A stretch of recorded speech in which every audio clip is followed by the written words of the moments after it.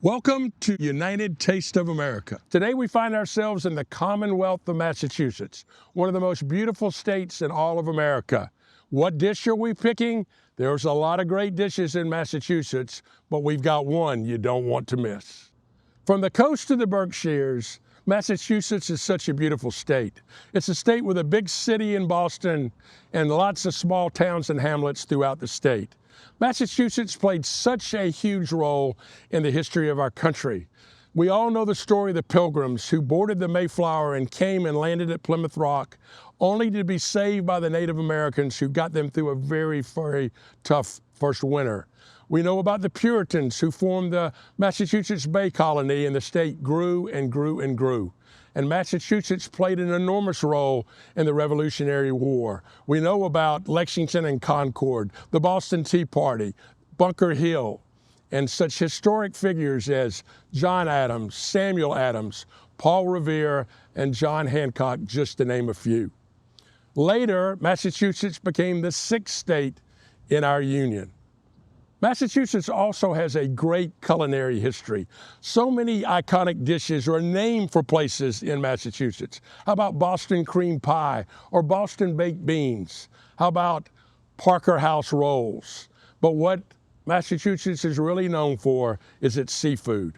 Fried seafood like fish and chips, clam chowder, and the most iconic dish of all, fried clams. And we're here where the fried clam was invented, Woodman's of Essex.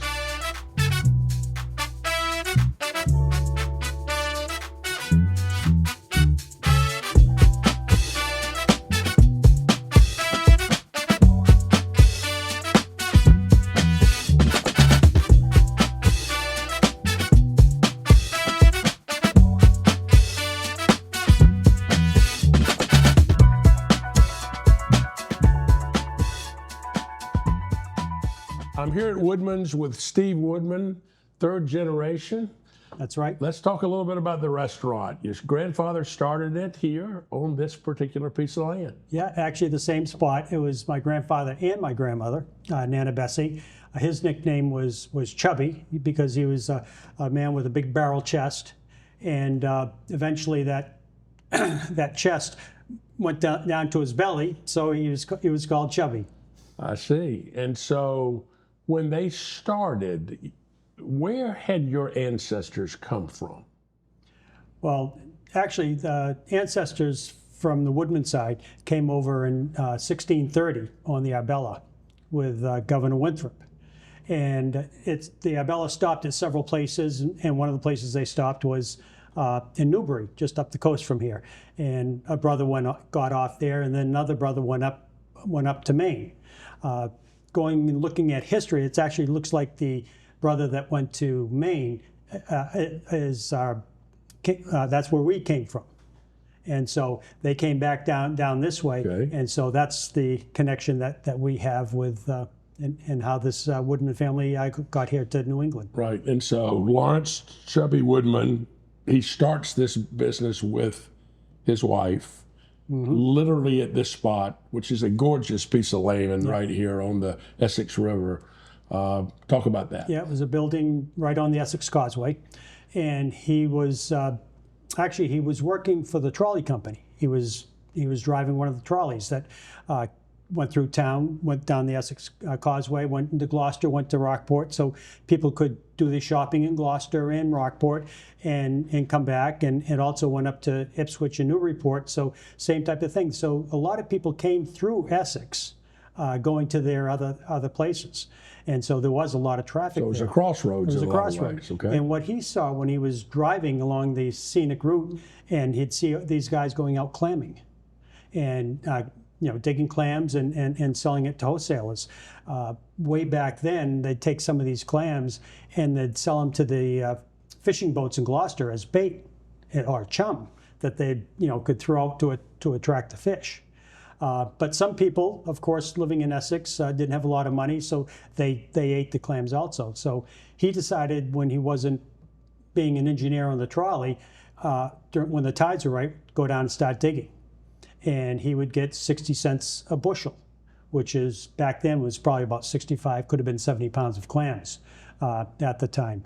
And so he was doing okay. And then eventually he stopped working on the trolley and started clamming full time. And that's when he got this place to open up and sell his clams to retail. So whatever he didn't sell that day, he would sell to the wholesaler. So he had fresh product every day. And that was in 1914 when he opened that up.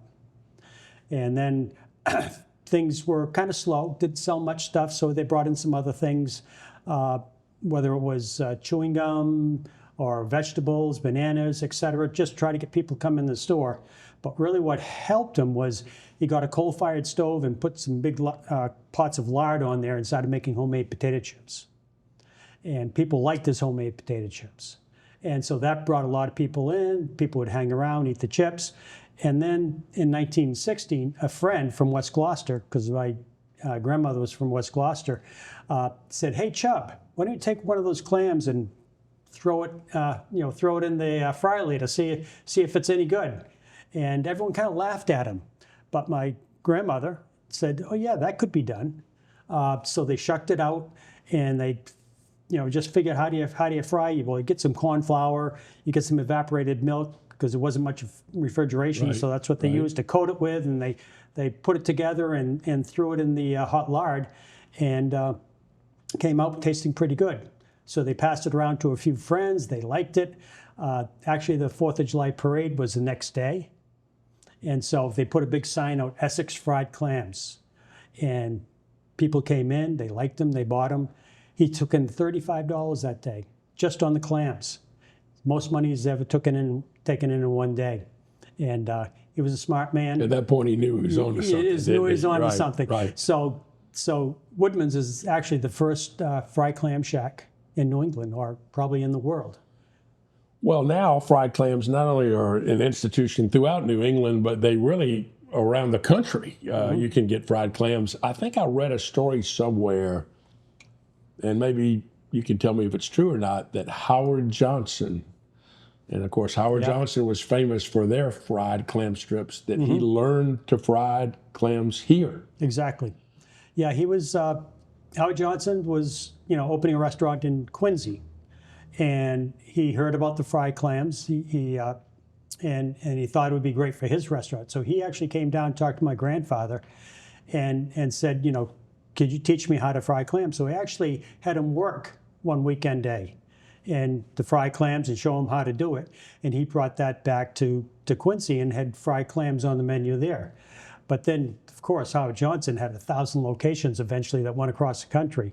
The soft shell clam with a whole belly doesn't freeze very well. So there's no way that he could really get that to all his restaurants. So that's when he started looking into clam strips, which is part of the sea clam that they strip out, and started selling fried clam strips. And that kind of gave the whole nation a taste for fried clams. So I think that aspect actually drew people to New England for the original, whole belly fried clam. Yeah. And I think that's what kept on bringing people back, summer after summer after summer. Well, the whole belly fried clam is so special, I think. The fact that it's the entire soft shell clam. But it's a simple recipe. What do you fry? What kind of oil do you all use? We use lard, the same. Still use lard? We still use lard, never a seed oil. Right. People tried to introduce it to us and so forth. We tried, testing it here and there, and it just didn't have the same flavor. Everyone said it was going to be much healthier for you, and I said, well, people aren't coming here for their health. That's right, exactly. They're coming back for memories, because generations upon generations of families, it's a family tradition. Now that we have 3rd and 4th generations of families coming back year after year, and it's something that we wouldn't change. Well, one of the things I've noticed, and it's interesting that his big day of the first fried clam was on the 4th of July. That's right. Y'all have a very patriotic feel here. You have American flags, bunting, all those kinds of things. Has that been something part of your DNA from the get-go? It has been. We've always put up bunting around the restaurant, flags all the time. It's part of who we are. The American flag, that theme. Well, you're famous for your fried clams. You invented the fried clam here, but you serve a lot of other stuff. And I noticed one of the things you do is you have a line that you can get in to pick out your lobster. Yep. And you cook your lobsters. Talk a little bit about that. Well, just like we originally did it when he brought in the first lobster tanks, and we built a cooker out there, a brick cooker and with a big pot, and we boil the lobsters out there. So we have a lobster pool out there, and people can, look at the lobsters, see what they're going to get, and we put them in, cook them for them, and throw them out on the table, and they just grab what they want. We crack them for them. We don't give them crackers.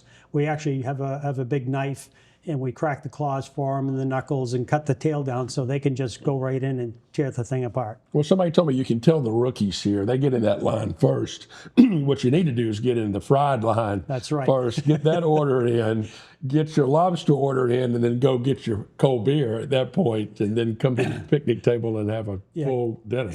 Because on really busy days like 4th of July or Father's Day or different holidays, we'll have a very long line. So the regulars that come know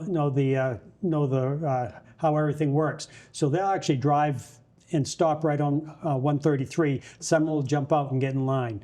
Then they'll go and park. Someone will go get a table. Someone will get a beer, bring it to the table. Got it. And divide and conquer. Divide and conquer, and they come in. So a lot of people know what they're doing and make it a lot easier for them. Well, you celebrated your 100th anniversary not long ago, and you printed up a cookbook. Yep. Now we have America's 250th birthday. In a lot of ways, you are the quintessential American success story, which I think is really, really interesting. We've been to a lot of restaurants on this series, but you're one of the rare ones where we've gone to the source where they actually created the dish. Mm-hmm. Yeah, it's, my grandfather always had an entrepreneurial spirit.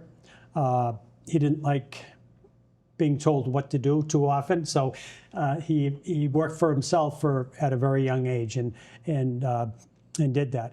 And they say that adversity, is the mother of invention.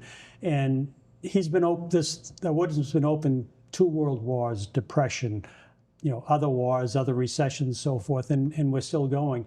Because I think when hard times come, you have to look to figure out how can we get through this. And that's something that he did, and he kind of taught his dad, and his dad taught us that, you've got to be able to stay the same, but also change in order to keep on going. Well, you're the 3rd generation. I understand there's 4th and 5th generations working here. Oh yeah, we also have a catering business. We cater clam bakes and barbecues and so forth. So we have lots of family in the catering office, answering phones, going out and doing the parties themselves. In fact, we have a party tomorrow going out that we're actually frying clams and fried scallops along with lobsters and steam clams and everything going out. So we can actually go to you and cook whatever you want. That's exciting. Well, Steve, thanks for having us here at Woodman's, and we're looking forward to tasting some fried clams. Appreciate it. So that's a wrap on the Commonwealth of Massachusetts here at Woodman's, a great American success story. We'll see you next time on United Taste of America.